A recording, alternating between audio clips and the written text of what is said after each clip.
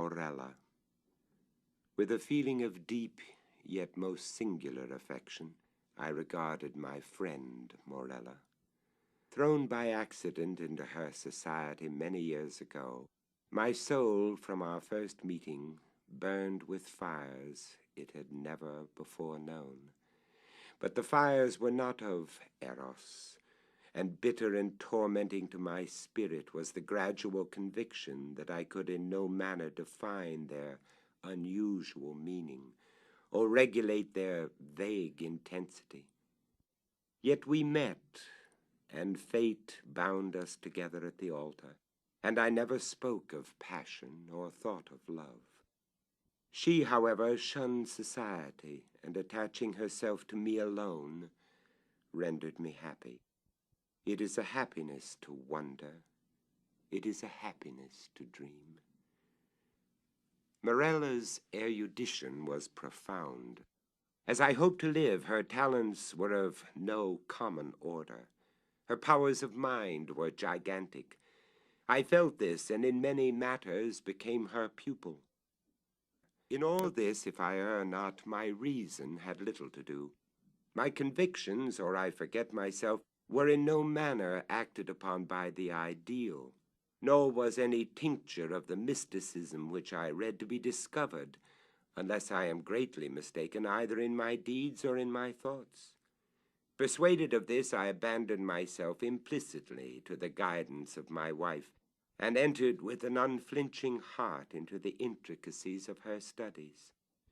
And then when poring over forbidden pages, I felt a forbidden spirit enkindling within me, would Morella place her cold hand upon my own, and rake up from the ashes of a dead philosophy some low, singular words whose strange meaning burned themselves in upon my memory. And then, hour after hour, would I linger by her side and dwell upon the music of her voice, until at length its melody was tainted with terror, and there fell a shadow upon my soul, and I grew pale, and shuddered inwardly at those two unearthly tones. And thus joy suddenly faded into horror, and the most beautiful became the most hideous, as Hinnon become Gehenna. It is unnecessary to state the exact character of those disquisitions which, growing out of the volumes I have mentioned, formed for so long a time almost the sole conversation of Morella and myself. By the learned in what might be termed theological morality, they will be readily conceived. By the unlearned, they would, at all events, be little understood. But the principium individuationis, the notion of that identity which at death is or is not lost forever, was to me at all times a consideration of intense interest, not more from the perplexing and exciting nature of its consequences than from the marked and agitated manner in which Morella mentioned exciting. But indeed the time had now arrived when the mystery of my wife's manner oppressed me as a spell. I could no longer bear the touch of her wan fingers, nor the low tone of her musical language, nor the luster of her melancholy eyes. And she knew all this, but did not upbraid. She seemed conscious of my weakness or my folly, and smiling, called it fate.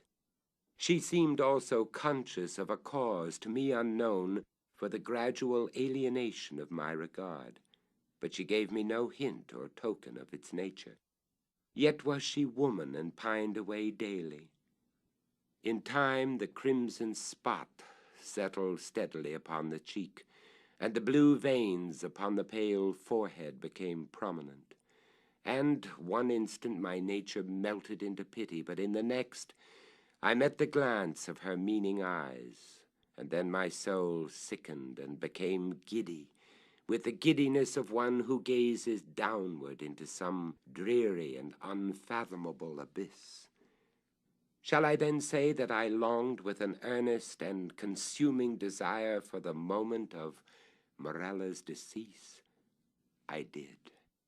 But the fragile spirit clung to its tenement of clay for many days, for many weeks and irksome months, until my tortured nerves obtained the mastery over my mind, and I grew furious through delay, and with the heart of a fiend cursed the days and the hours and the bitter moments, which seemed to lengthen and lengthen as her gentle life declined, like shadows in the dying of the day. But one autumnal evening, when the winds lay still in heaven, Morella called me to her bedside. There was a dim mist over all the earth, and a warm glow upon the waters, and amid the rich October leaves of the forest a rainbow from the firmament had surely fallen. "It is a day of days," she said as I approached, "a day of all days either to live or die. It is a fair day for the sons of earth and life. Ah, more fair for the daughters of heaven and death." I kissed her forehead, and she continued, "I am dying, yet shall I live. Morella, the days have never been when thou couldst love me, but her whom in life thou didst abhor, in death thou shalt adore.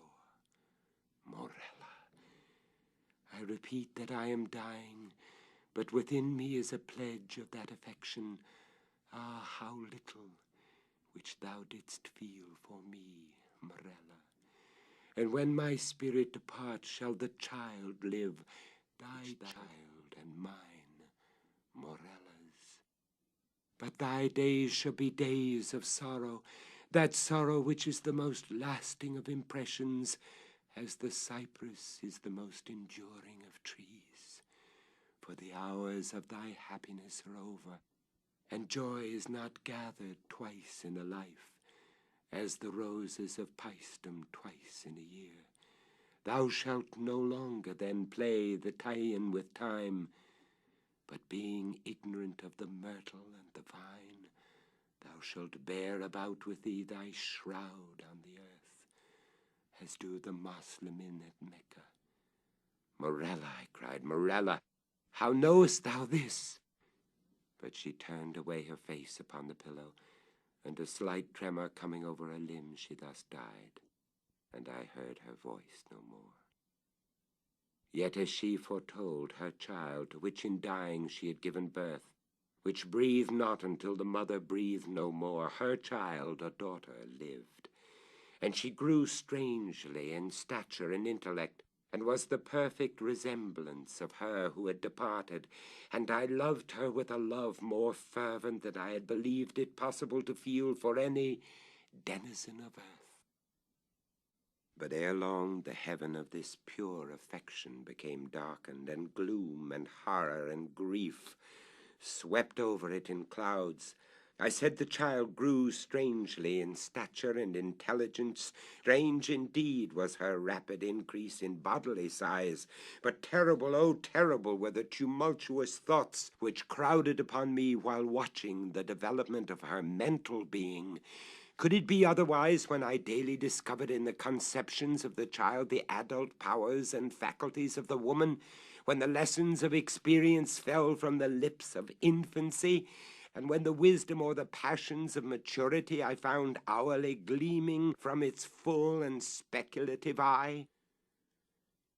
When, I say, all this became evident to my appalled senses, when I could no longer hide it from my soul, nor throw it off from those perceptions which trembled to receive it, is it to be wondered at that suspicions of a nature fearful and exciting crept in upon my spirit, or that my thoughts fell back aghast upon the wild tales and thrilling theories of the entombed Morella? I snatched from the scrutiny of the world a being whom destiny compelled me to adore, and in the rigorous seclusion of my home watched with an agonizing anxiety over all which concerned the beloved. And as years rolled away, and I gazed day after day upon her holy and mild and eloquent face, and pored over her maturing form, day after day did I discover new points of resemblance in the child to her mother, the melancholy and the dead.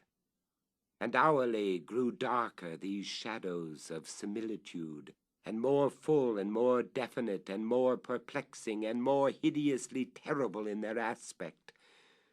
For that her smile was like her mother's I could bear, but then I shuddered at its too perfect identity. That her eyes were like Morella's I could endure, but then they too often looked down into the depths of my soul with Morella's own intense and bewildering meaning. And in the contour of the high forehead, and in the ringlets of the silken hair, and in the wan fingers which buried themselves therein, and in the sad musical tones of her speech, and above all, oh, above all, in the phrases and expressions of the dead on the lips of the loved and the living, I found food for consuming thought and horror, for a worm that would not die. Thus passed away 2 lustra of her life, and as yet my daughter remained nameless upon the earth. My child and my love were the designations usually prompted by a father's affection, and the rigid seclusion of her days precluded all other intercourse. Morella's name died with her at her death. Of the mother I had never spoken to the daughter. It was impossible to speak. Indeed, during the brief period of her existence, the latter had received no impressions from the outer world, save such as might have been afforded by the narrow limits of her privacy. But at length the ceremony of baptism presented to my mind in its unnerved and agitated condition a present deliverance from the terrors of my destiny. And at the baptismal font I hesitated for a name, and many titles of the wise and beautiful of old and modern times, of my own and foreign lands, came thronging to my lips, with many, many fair titles of the gentle and the happy and the good. What prompted me then to disturb the memory of the buried dead? What demon urged me to breathe that sound, which in its very recollection was wont to make ebb the purple blood in torrents from the temples to the heart? What fiend spoke from the recesses of my soul, when amid those dim aisles and in the silence of the night, I whispered within the ears of the holy man the syllables, Morella?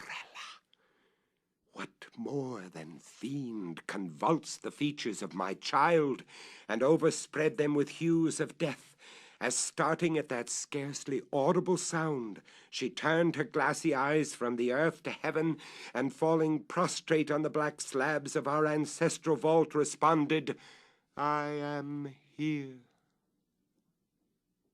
Distinct, coldly, calmly distinct, fell those few simple sounds within my ear, and thence, like molten lead, rolled hissingly into my brain. Years, years, years may pass away, but the memory of that epoch, never.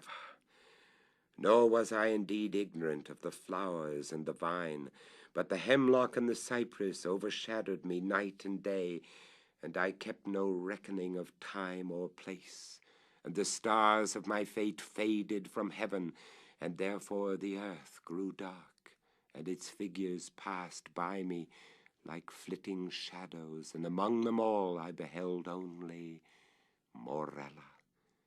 The winds of the firmament breathed but one sound within my ears, and the ripples upon the sea murmured evermore, Morella.